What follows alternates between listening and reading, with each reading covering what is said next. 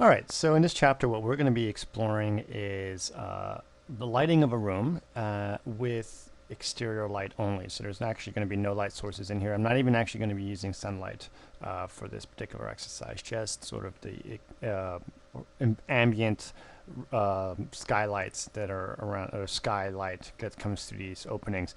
And to explore what these openings are, let's just kind of take a better look at this scene.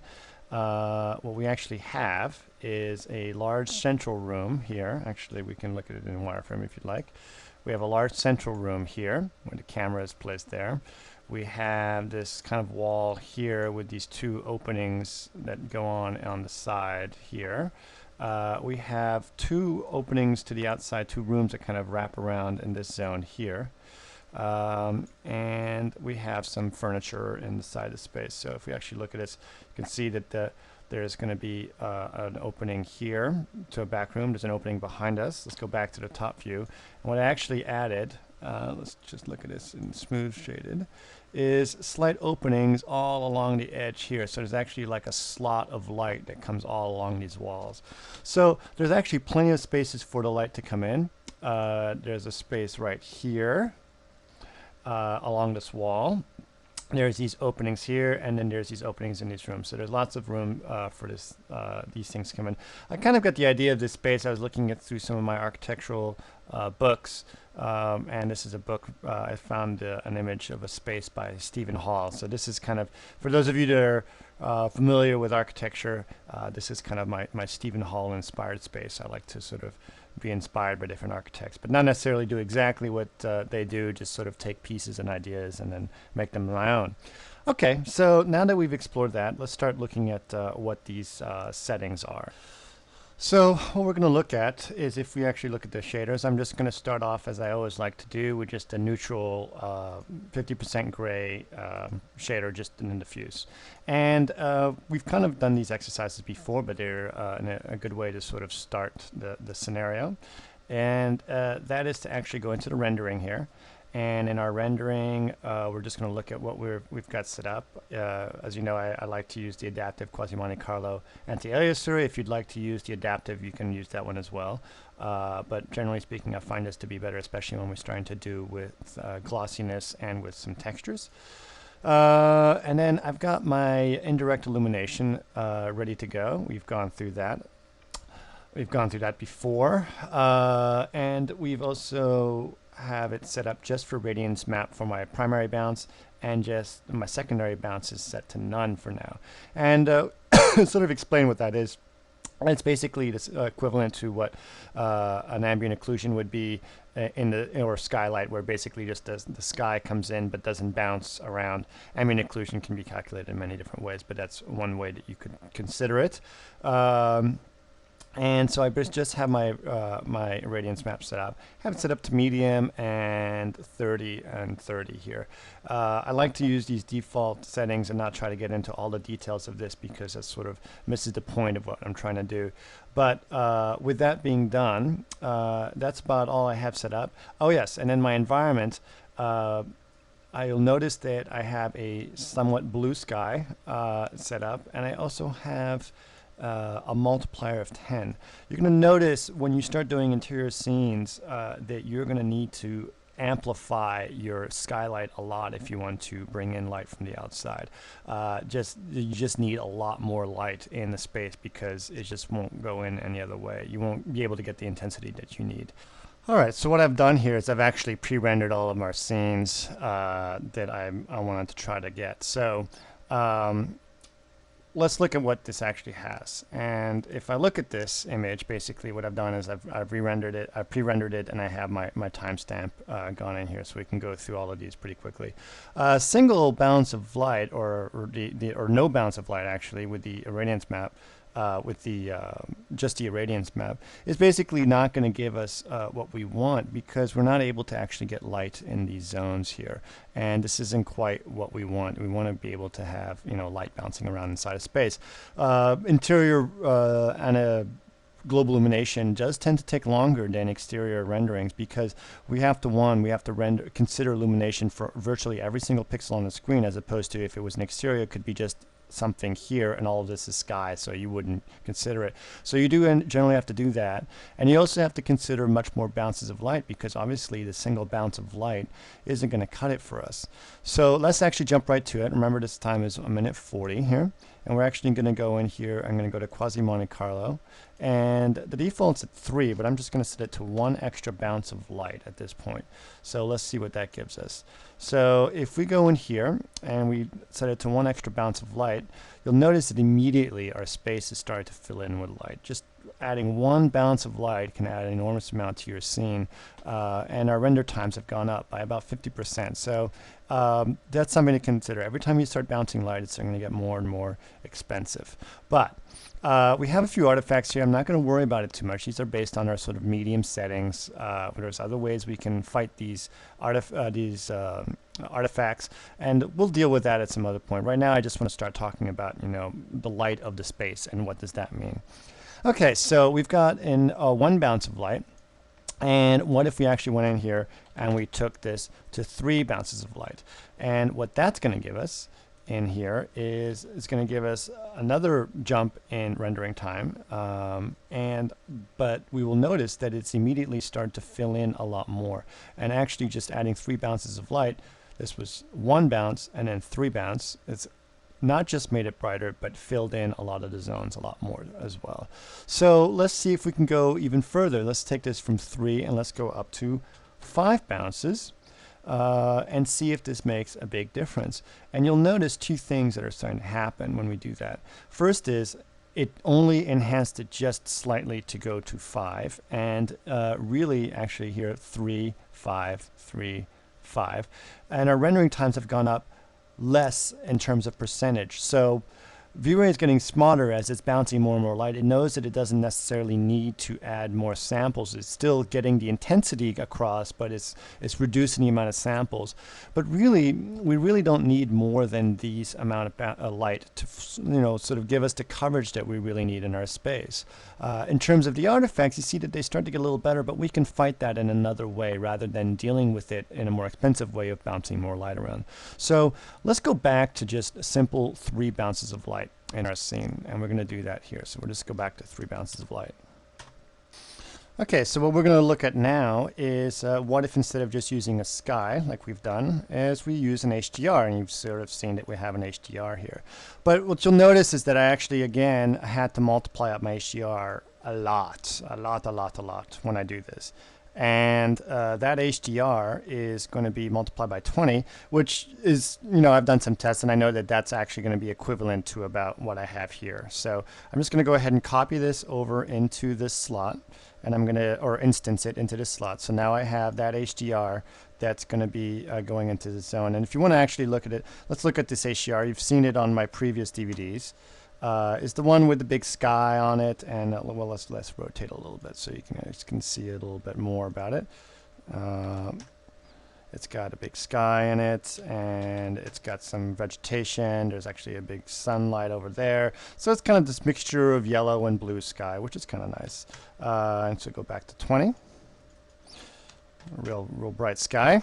And let's go ahead and render that, and we'll see what the rendering is. So remember, we're back to 3 bounces, and the 3 bounce rendering before was at 4 minutes, or 4 minutes, a little bit over 4 minutes. And then with our HDR, you'll see that it's got about the same rendering time as we had before. Now, what's basically changed is that we had a blue, just strictly blue sky before, and now we have a slightly more yellow. So you'll see that the sun, or whatever the sun, the diffused sun of the HDR, is starting to add some color to our zone in here. And it seems to be coming mostly from here. You'll see that basically the sun is probably coming from that window, that direction, which is causing this bright area here, and the sun isn't really affecting here. So we can get a little bit of direct light out of here, but I actually don't care about it. Really what I'm looking at is to see how much my HDR is affecting it. And it is affecting it. There's no question about that. But I want to emphasize something, that the HDR is going to affect your interior scenes much less than it did for exterior scenes. They do help, and you can definitely use them, but they're not as important when we're doing interior light coming through windows and dealing with HDRs. You're going to get a lot more out of actually using direct lights when you're doing that. But that's not to say don't use them. I'm just saying that they're basically not as obvious. So with that said, let's just analyze what's going on in this scene for a little bit. What is actually illuminating these chairs and these zones and everything else? It's the geometry itself. So really what you got to start thinking about is, if you think about it in terms of, okay, I am lighting a space with no light except for the exterior light, what am I actually doing? The geometry is becoming our light sources. So what you do with this geometry is going to affect the scene completely. For example, if I made this wall brighter, the room would be brighter. All of the room, because this would bounce more light off of it, would be a brighter light across the room. So let's just take that example and let's start thinking about this in terms of objects as light sources. One last thing actually I want to point out about it is, keep in mind as we're doing this, the intensity of these different zones. This is kind of like the medium tone. This is the darker zone, and this is a fairly bright zone here, and this is a fairly bright zone here. And that's going to affect our what's going on as well. So let's actually start by taking our ceiling here, and what I'm going to do is I'm going to take the standard material here, and I'm going to make something here, and I'm going to call this red. Okay, and I'm going to take this, and I'm going to take it's actually a red hue, and I'm going to take the saturation all the way up to 255. So I've got a very bright red color, diffuse color that's going on here, and I'm going to go ahead and apply that to my ceiling. So my ceiling is now going to have a red color. And what you're saying is like, okay, I kind of see what's going on. It's probably going to affect the entire scene, this by red. So let's look at what that actually does. So here as it is before, and then here we go by adding some red. Now, obviously, everything has got a slight red tint, but I want a few things to for you guys to notice.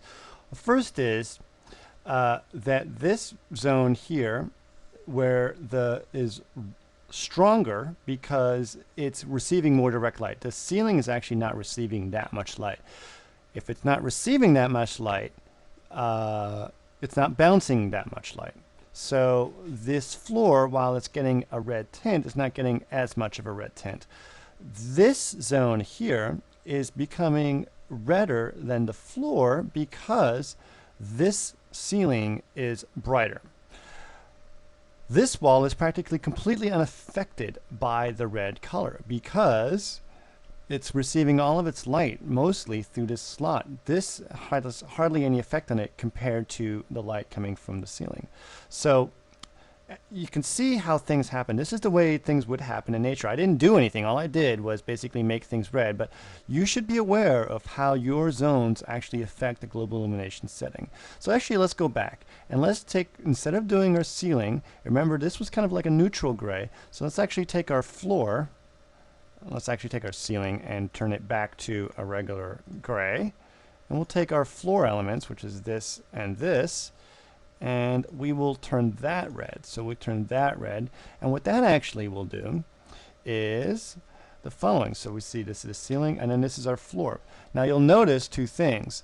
Our floor is going to affect our wall here, but not as much because it's not as strong as what you were getting bouncing off of here. You are getting a lot more bounce here because there's a lot of sunlight coming through that zone. So this area here is getting a lot of the color painting. The ceiling itself is more tinted than the floor was in the last one. If you look at the floor, it's barely pink, and here the ceiling is very pink because the floor is brighter. So the way things start to emphasize are different. Now we are starting to get some color bleeding on the bottom, but none here. So again, let's sort of emphasize this. But this wall is actually kind of an important source of light for our scene. We're starting to notice that because it's not getting as affected. So let's actually take this wall and make that a red color. So we'll take that wall. We'll actually ungray these. So what I'm actually going to do is I'm going to select here. I'm going to select the two objects that are not the floor, that are red, and turn those gray. I'm going to take my ceiling here, or my wall back there, and I'm going to turn that red. So now we'll take what is our primary light source actually in this area, which is this wall, and we're going to turn that red. So we take our primary light source, and we notice that a lot more red is going on, that we really are starting to get the color bleeding that is going to be kind of interesting in our zone.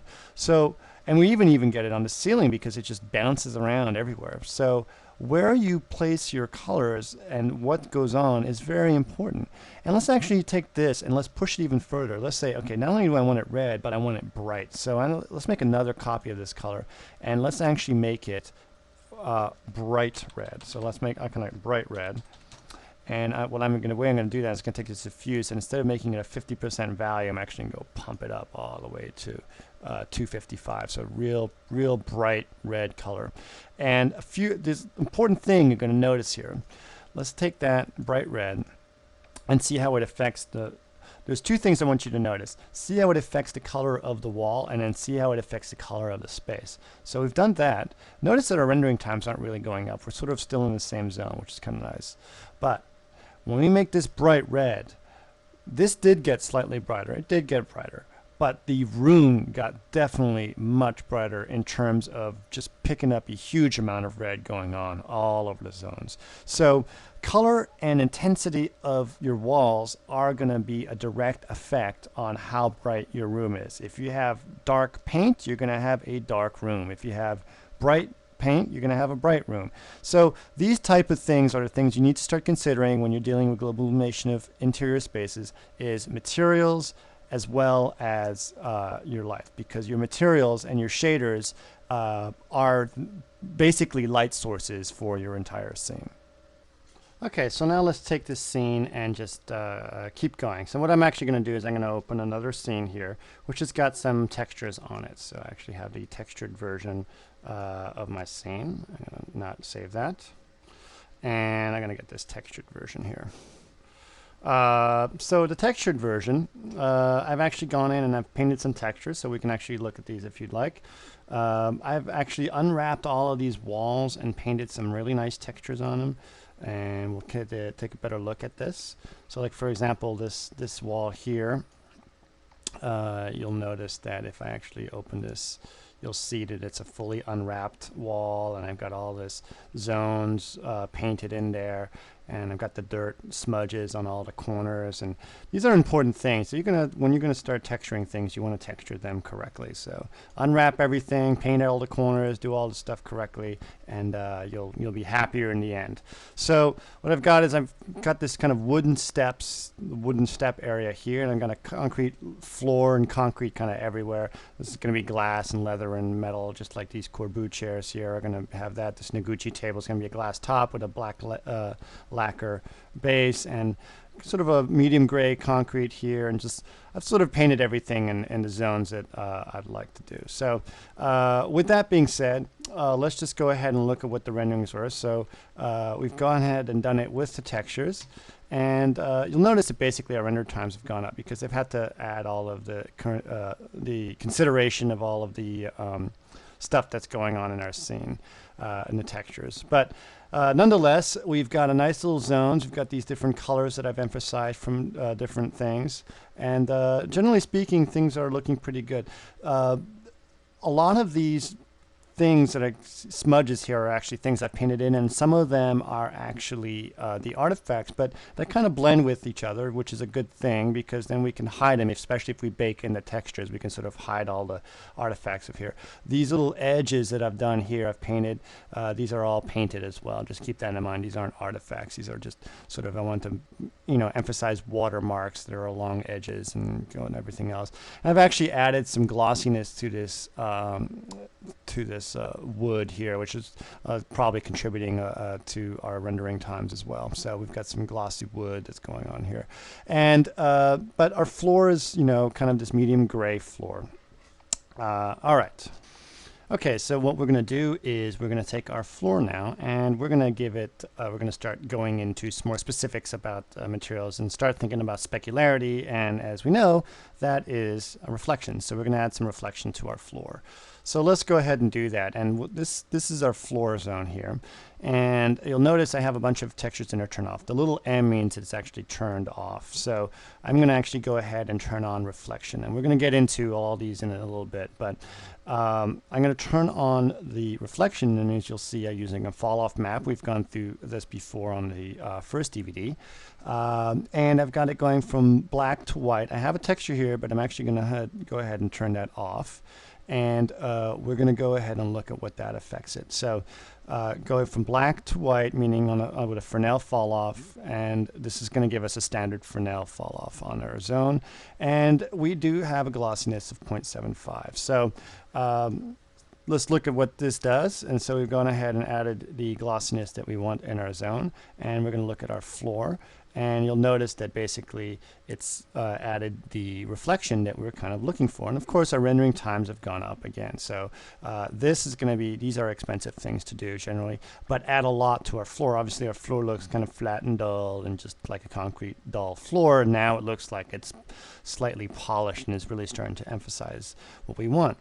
But one thing I want you guys to notice is that because this is a bright or a medium gray colored floor, we're not getting much out of it in terms of reflection because a lot of it is being hidden by this diffuse. So one thing we can do is we can actually take this floor and we can make it darker. And I'm going to go ahead here and take that floor, and I've got a dark version that I've painted for that. So I'm going to go ahead and make a dark version of it. And if I do a dark version of that floor, you'll notice that as I render this, what the floor will do is as it gets darker, our render times have gone up because or gone down because it doesn't have as much light as bouncing off, but you'll see more reflections. So you can see more reflections on dark objects than you can on bright objects. Same exact thing, all we've done is just darken our floor, so we're actually able to capture more of the specularity of our floor. And that's kind of a good thing, so we're pretty happy about what's going on this scene. But now what we want to do is we want to start breaking this up again. So we want to actually take our floor. This is, this is nice and all, but it's a little bit of an even floor. You don't see, usually like a stained concrete floor, which is what I'm trying to get here, is not that perfect. So we need to break that up a little bit. And we sort of were showing that we were starting to do that, and by putting in these textures. So let's take our reflection, and we go back in here, and let's just make sure we consider this specular map. So let me just show you what this specular map actually is. You'll see it's the same kind of map that we had for our floor, except I'm adding specularity. One thing to make sure you emphasize or you understand is that color with reflection is taken into account. So you can actually colorize, if you want to put it in that way, your reflection, and that makes complete sense when you're dealing with specular. So we've got our specular, and we're going to colorize it slightly via this map.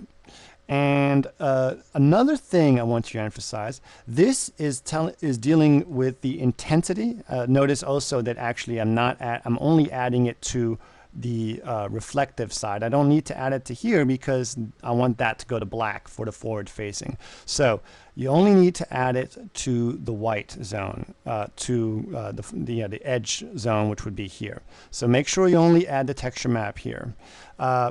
Then what it'll do is if you take the we've added that to the reflection, and all that's actually done is affected the intensity of our reflection. But we can affect not just the intensity of our reflection, but the roughness of our reflection, meaning how things are rough or not rough, via this glossiness here. So I'm actually going to turn that on, and I'm going to turn on the reflective glossiness here. And when I do that, let's just show you that texture. And what that actually is a texture where, let's say, the white zones will actually be sharper reflections and the gray zones will be a rougher reflection. So those are kind of an important part of the reflection process as well. So when you're considering, breaking up the reflections of your zones, don't just do it on the specularity or on the reflection, but you can emphasize your glossiness as well. So now that we've done that and we've affected both the glossiness and the specularity, let's look at how this affects our floor. So I've gone ahead and done that, and you'll notice that their floor now is starting to emphasize some breakup a lot more. It's starting to look a lot more natural. And it's broken up things where basically you just get these sharper zones and then it totally smears it, and the intensities are varying as well, so you really kind of get a better sense of a rough sort of a rough and polished concrete floor, all sort of put together. So again, this is a little too neat for us, and then this is kind of breaking it up the way we kind of want to do it. But we're still getting all these splotches on our ceilings, and these aren't just paint splotches, unfortunately. These are artifacts as well. So let's start thinking about how we can get rid of some of these artifacts. All right, so the way we're going to deal with this is we're going to attack the problem one way. Now, keep in mind that actually for a rendering of this nature, which is an 800 by 600 with the amount of light we're bouncing around, getting glossy reflections, etc., 14 minutes is actually a fairly good rendering time, generally speaking. But we need to sort of see what happens when we start to emphasize other elements. So dealing with the artifacts that are in the scene. What we're going to do is we're going to go to our irradiance map, and I'm going to take this out of medium. And basically the difference between medium, you'll see this goes from a -3 to a -1. I'm going to go to a high setting, and that's going to give us a -3 to 0. So that's actually going to give us one more level of subdivision. And we're going to take the amount of subdivided rays and take them from 30 subdivisions to 50 subdivisions. So we're just going to go out and, this is actually the default setting in Vray, believe it or not, when it comes in. So it's going to be a good high quality setting. And we're going to go from there. And then we're going to take, everything else I'm going to leave the same. And you'll notice that basically what will happen is that we've gone here and look around for the artifacts, and I'll flip back and forth a little bit to show you guys, and then look at the rendering time. So done here, and our rendering time has gone, pretty far. It's gone up to 37 minutes, but we've managed to get rid of a lot of the artifacts in our ceiling. For example, it's gotten a lot smoother, and in our walls here, they've actually completely gone away, and we're in a much better shape. But one thing I want to show is okay, well, that's good, but unfortunately it's become a little more expensive. Still, 37 minutes is extremely doable for practical purposes, but it is, there's actually another way that we can emphasize this. So what I'm actually going to show you is if I open this other scene here, I've got this version that I've done, and I'm going to just show you. I'm not going to talk about it too much. I've done this light cache system for my secondary bounces. I will be talking about light cache in another chapter more specifically, but I'm just going to show you guys what that I've actually used it here, and we can look at it later. So for my secondary bounces, instead of using the GI, I'm going to use this light cache. And so you'll notice I'm back to medium here on there, and I'm using a light cache for my secondary bounces, which is going to make a big difference. And what you'll notice is if I go here, again, this is 37 minutes, I use it with light cache, we're down to 11 minutes, and there's very little artifacts on. So it's probably a little bit more artifacts than just barely than we had when we did our high setting. You can sort of see it here. There's a little fewer here, and there's just a little bit more going on in this zone. But our rendering times have gone up substantially. So there are solutions, and we will be getting into the light cache system and deciphering more what that is all about. But I just want to let you know that you can still get your nice low rendering times for your interior scenes using some alternate methods. All right, well, that covers lighting an interior scene with exterior light. We will be now looking at lighting an interior scene with interior light. And so we'll be looking at that by talking about different light sources.